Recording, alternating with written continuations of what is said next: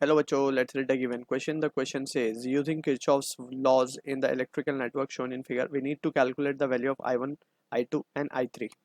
So इस question का जो key concept we will be using is the concept of, so key concept of Kirchhoff's law. So यहाँ पे हमने दो laws पढ़े हैं Kirchhoff के. First is Kirchhoff current law. ठीक है. According to this, we have studied summation of the current on junction is 0. Second is KVL, that is Kirchhoff voltage law. इसके according summation of potential across closed loop is 0. Furthermore, we need to also follow the convention for KVL. So that convention along with the question we'll try to analyze. So यहाँ पे हमारे पास दो एक circuit given है. इस circuit में हम पहले ये लूप को ट्रेस करेंगे क्लॉकवाइज सेंस में, फिर इसको ट्रेस करेंगे क्लॉकवाइज सेंस में. हमें I1, I2, I3 फाइंड करना है, right. So let's try to understand this. सबसे पहले हम लूप ट्रेस करेंगे A B E F A. ये लूप हमने क्लॉकवाइज सेंस में ट्रेस किया है. अब यहाँ पे हमें कन्वेंशंस को फॉलो करना है. अब हम A से B की तरफ चल रहे हैं. A से B की तरफ there is no element present in between. So अब हम B से E की तरफ जाएंगे तो हम देख सकते हैं कि हम B से E की तरफ जा रहे हैं. लूप में जो हमने ट्रेस किया है करंट भी सेम डायरेक्शन में जा रहा है. सो इन दिस सिचुएशन अब जो करंट I3 अक्रॉस आर जो रेजिस्टेंस 2 ओम का वहां से जो करंट पास होगा तो वहां पे पोटेंशियल का हमें ड्रॉप लेना है, यानी कि नेगेटिव ऑफ I3 इंटू 2 लिखा जाएगा ये. ठीक है.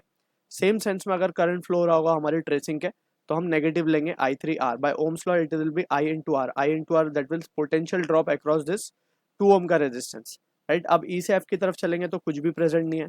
So now we will move from F to A.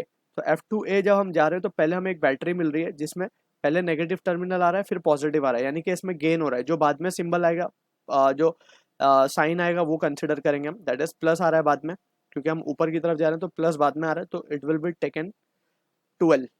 ठीक है, प्लस 12. फिर अगेन हम देख सकते हैं करंट I1 का भी डायरेक्शन ऊपर की तरफ है और हम भी ऊपर की तरफ जा रहे हैं. तो again negative of I1 into 5. ठीक है ना, कुछ इस तरीके से सिचुएशन आ गई हमारे पास. ये बन गया हमारा इक्वेशन 1. ठीक है. सो यहाँ पे हम इसको रिजल्ट को लिख सकते हैं 5I1 plus 2I3 will be equals to 12. Let's say this is expression number 1. Similarly अब हम लूप लेंगे BCDEB. ठीक है. इसमें हम B से C की तरफ, अब C से E की तरफ, हम C से D की तरफ जब हम जा रहे हैं तो करंट अपोजिट आ रहा है. Opposite current that means we need to add. So 2 into 3 into I2 हो जाएगा 3I2. फिर हमें बैटरी सोर्स मिल रहा है क्योंकि हम अपोजिट जा रहे थे इसीलिए हमने ऐड करके लिखा 3I2. अब हम बैटरी सोर्स मिलेगा, इसमें पॉजिटिव है फिर नेगेटिव है, सो नेगेटिव वाला कंसिडर करेंगे -6. ठीक है. Then we will be moving from E to B. E to B में करंट अगेन अपोजिट है, so plus of 2I3 will be equals to 0. So यहाँ पे जो रिजल्ट आएगा वो आएगा हमारे पास 2I3 plus 3I2 will be equals to 6. Let's say this is our expression number 2. अब हम बात करते हैं फाइनल.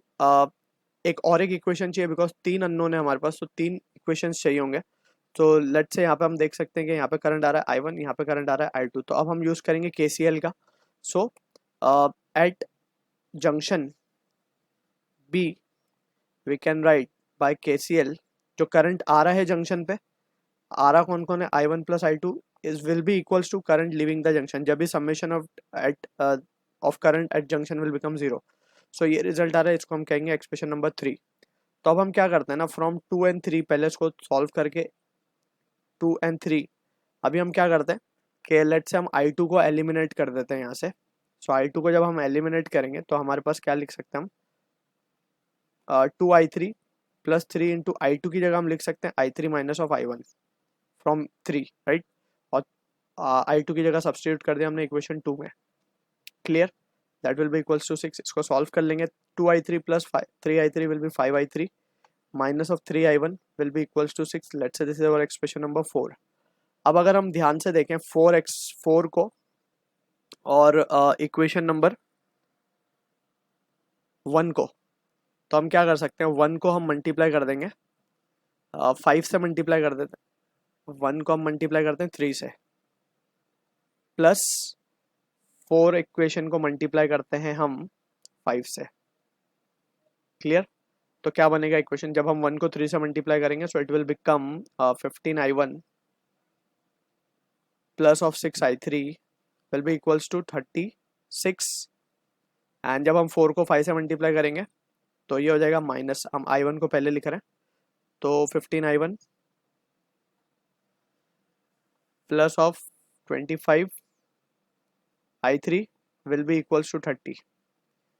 अब हम इसे सिंपली ऐड करेंगे तो ये कैंसिल हो जाएगा, तो यहाँ बचेगा 31i1 31i3 will be equals to 66। Clear? So finally i3 की वैल्यू क्या आ जाएगी, 66 अपॉन 31 एम्पियर।